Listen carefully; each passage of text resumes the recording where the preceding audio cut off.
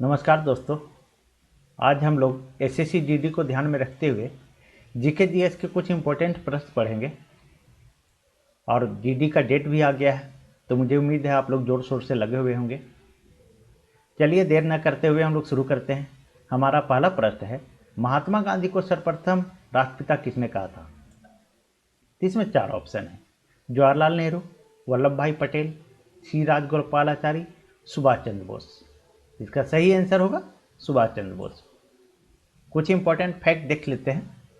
महात्मा गांधी का जन्म 2 अक्टूबर 1869 को हुई थी और मृत्यु 30 जनवरी 1948 को।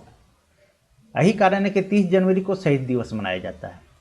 महात्मा गांधी के 4 बच्चे थे और महात्मा गांधी के रचित कुछ पुस्तक, Hind Swaraj, my experiment with truth को महात्मा गांधी ने लिखा था। महात्मा गांधी के राजनीतिक गुरु थे गोपाल कृष्ण गोखले। नेक्स्ट पॉइंट है, गांधी जी ने अपना पहला सत्याग्रह चंपारण में शुरू किया। यह नील मालिकों के विरुद्ध था। नेक्स्ट पॉइंट है, 1 अगस्त 1920 को गांधी जी ने असहयोग आंदोलन शुरू किए थे जलियांवाला बाग की घटना के कारण। जलियांवाला बाग घटना जो है तो 13 अप्रैल 1919 को हुई थी। नेक्स्ट प्रश्न है हमारा, अशोक के कलिंग युद्ध के बारे में किस शिलालेख से जानकारी मिलती है? प्रथम शिलालेख, द्वितीय शिलालेख, छठा शिलालेख या 13वां शिलालेख? तो इसका सही आंसर है 13वां शिलालेख। कुछ इंपॉर्टेंट फैक्ट देखते हैं। अशोक के शिलालेख को सर्वप्रथम 1837 ईस्वी में जेम्स प्रिसेंट ने पढ़ा और इनकी संख्या 14 है। अशोक ने बौद्ध धर्म के प्रचार के लिए अपने पुत्र महेंद्र और पुत्री संघमित्रा को श्रीलंका भेजा था। नेक्स्ट पॉइंट है, अशोक ने शिलालेख में ब्रह्मी, खरोष्ठी एवं अरमाइक लिपि का प्रयोग किया था। देवानाम प्रिया ये अशोक को कहा जाता है। ये अशोक का नाम है, देवानाम प्रिया। कलिंग विजय 261 ईसा पूर्व इनकी आखिरी युद्ध थी और इसके बाद इन्होंने बौद्ध धर्म को अपना लिया था। किसने? अशोक ने। अगर आपको पूछे कि कलिंग युद्ध के बाद अशोक ने कौन सा धर्म अपना लिया था, तो बौद्ध धर्म अपनाया था। नेक्स्ट पॉइंट है, अशोक के कुल 14 शिलालेख थे जिसमें कलिंग विजय का वर्णन 13वें शिलालेख में है। अगर पूछ दे कि कलिंग विजय का वर्णन किस शिलालेख में है, तो ये 13वें शिलालेख आप आंसर कीजिएगा। चलिए नेक्स्ट प्रश्न की ओर चलते हैं और ये तीसरा प्रश्न है हमारा, बंगाल विभाजन को कब निरस्त किया गया? 1909 में, 1910 में, 1911 में या 1919 में? तो इसे 1911 ईस्वी में निरस्त किया गया था। कुछ इंपॉर्टेंट फैक्ट देख लेते हैं हम लोग।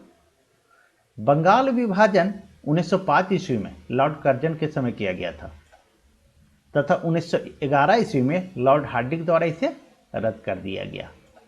नेक्स्ट पॉइंट है, इस विभाजन का मुख्य उद्देश्य था जनता में फूट डालना ताकि हिंदू मुस्लिम एक नहीं हो सके। नेक्स्ट पॉइंट है, बंगाल विभाजन के विरोध में 1906 ईस्वी में स्वदेशी आंदोलन की शुरुआत हुई और गांधी जी ने ब्रिटेन में बने कपड़े, मसालों आदि का बहिष्कार करने की घोषणा की थी। नेक्स्ट प्रश्न है हमारा, सर्वप्रथम किसने 1857 के विद्रोह को भारत का प्रथम स्वतंत्रता संग्राम कहा था? वीडी सावरकर ने, आरसी मजूमदार ने, विपिन चंद्र पाल ने, सर जॉन लॉरेंस ने? तो इसका सही आंसर है ए नंबर, वीडी सावरकर ने।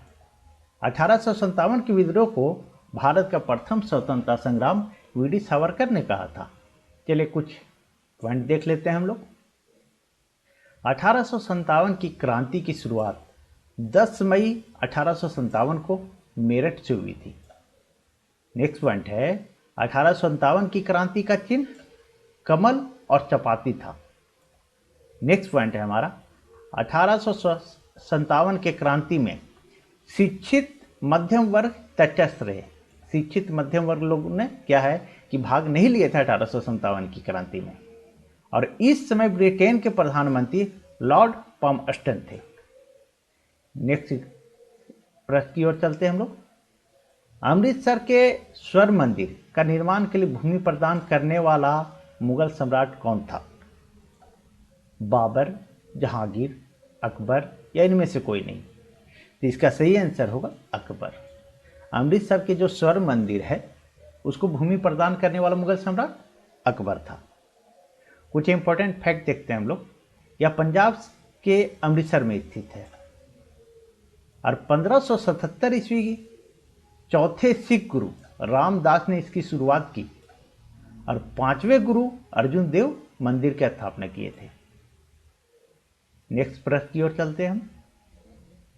किसने रामायण का फारसी में अनुवाद किया था? इसमें 4 ऑप्शन है। अब्दुल हमीद लाहौरी, इनायत खां, मौला अब्दुल कादिर बदायूनी और मुंशी बनवाली दास। तो इसका सही आंसर है सी नंबर, मौला अब्दुल कादिर बदायूनी। इन्होंने रामायण का फारसी में अनुवाद किया था। कुछ पॉइंट देख लेते हैं हम लोग। महाभारत का अंग्रेजी में अनुवाद के.एम. गांगुली ने किया था। नेक्स्ट है गीतांजलि का रविन्द्रनाथ टैगोर ने 1913 ईस्वी में किए थे, जिसके कारण इनको नोबेल पुरस्कार मिला था। मीन कैंप इनके रचयिता है एडोल्फ हिटलर। नेक्स्ट है डिस्कवरी ऑफ इंडिया, इसके रचयिता है जवाहरलाल नेहरू। चलिए नेक्स्ट प्रश्न की ओर चलते हैं। भारत में अंग्रेजी शिक्षा की शुरुआत किसने की? तो इसमें 4 ऑप्शन है। नेहरू, डहलौजी, कर्जन और मैकाले। तो इसका सही आंसर है मैकाले ने। भारत में अंग्रेजी शिक्षा की शुरुआत मैकाले ने की थी। कुछ इंपॉर्टेंट फैक्ट देख लेते हैं। सती प्रथा का अंत 1829 ईस्वी में विलियम बेंटिक ने की थी। ये राजा राम मोहन राय की सहायता से की थी। नेक्स्ट पॉइंट है बंगाल का शेर कहते हैं लॉर्ड डलहौजी को। नेक्स्ट पॉइंट है हमारा भारतीय प्रेस का मुक्तिदाता, ये चार्ल्स मेटकॉफ को कहा जाता है। अगर आपको पूछ दे कि भारतीय प्रेस का मुक्तिदाता किसे कहा जाता है तो आप चार्ल्स मेटकॉफ आंसर कीजिएगा। नेक्स्ट पॉइंट है हमारा भारत में जनगणना की शुरुआत लॉर्ड मेयो के समय हुई थी। 1872 में लॉर्ड मेयो के समय प्रथम जनगणना हुई थी। और नेक्स्ट पॉइंट है नियमित जनगणना। नियमित जनगणना जो 10 वर्ष में होता है, ये लॉर्ड रिपन के समय शुरू हुई 1881 ईस्वी में, जो अभी भी जो है सो 10 वर्ष में जनगणना होती है। चलिए नेक्स्ट प्रश्न की ओर चलते हैं। प्रार्थना समाज की स्थापना किसने की थी? इसमें 4 ऑप्शन है। राजा राम मोहन राय, विवेकानंद, आत्माराम पंडुरंग और ये तो डबल टैप हो गया दोस्तों, इसके लिए सॉरी। इसका सही आंसर है प्रार्थना समाज की स्थापना हुई थी आत्माराम पंडुरंग। इसको आप एक ये टेक्निक से भी याद रख सकते हैं। प्रार्थना आदमी करता है तो आत्मा से करता है। तो प्रार्थना समाज की स्थापना किसने की? आत्माराम पंडुरंग ने। ठीक है। कुछ इंपॉर्टेंट फैक्ट देख लेते हैं। आर्य समाज की स्थापना दयानंद सरस्वती ने की। नेक्स्ट है ब्रह्म समाज की स्थापना राजा राम मोहन राय ने की थी। नेक्स्ट है हमारा सत्य शोधक समाज की स्थापना ज्योतिबा राव गोविंद राव फूले ने की थी। और वेद समाज की स्थापना केशवचंद्र सेन ने की थी। चलिए नेक्स्ट प्रश्न की ओर चलते हैं। अच्छगान कहाँ का लोक नृत्य है? केरल का, आंध्र प्रदेश का, कर्नाटक का या उड़ीसा का? इसका सही आंसर है कर्नाटक का। अच्छगान कहाँ का लोक नृत्य है? कर्नाटक का। कुछ इंपॉर्टेंट फैक्ट देखते हैं हम लोग। भारतनाट्यम ये तमिलनाडु का लोक नृत्य है। ये एकल शास्त्रीय नृत्य है जिसमें महिला अकेले डांस करती है, नृत्य करती है। नेक्स्ट पॉइंट है हमारा कथकली, ये केरल का लोक नृत्य है। मोहिनीअट्टम ये केरल का नृत्य है। इसके नृत्यिका हेमा मालिनी है। नेक्स्ट है हमारा जात्रा, ये पश्चिम बंगाल का लोक नृत्य है। ये है कथक कल है, ये उत्तर भारत है। ठीक है। चलिए नेक्स्ट प्रश्न की ओर चलते हैं। थीन बांध किस नदी पर स्थित है? मूसी नदी, रावी नदी, देखिए दोस्तों यहाँ भी डबल टैप हो गया, इसके लिए सॉरी, ठीक है। और एक कावेरी नदी, तो इसका सही आंसर है रावी नदी पर। थीन बांध रावी नदी पे स्थित है। कुछ इंपॉर्टेंट फैक्ट देख लेते हैं हम लोग। पोंग बांध ये व्यास नदी पर स्थित है, हिमाचल प्रदेश में है ये। नेक्स्ट है हमारा अलमाटी बांध, ये कृष्णा नदी पर है, ये कर्नाटक में है। मेंटूर बांध ये कावेरी नदी पर है और तमिलनाडु में है। दोस्तों अगर मेरी वीडियो आपको पसंद आ रही होगी तो प्लीज़ इसे लाइक और सब्सक्राइब करें। Thank you.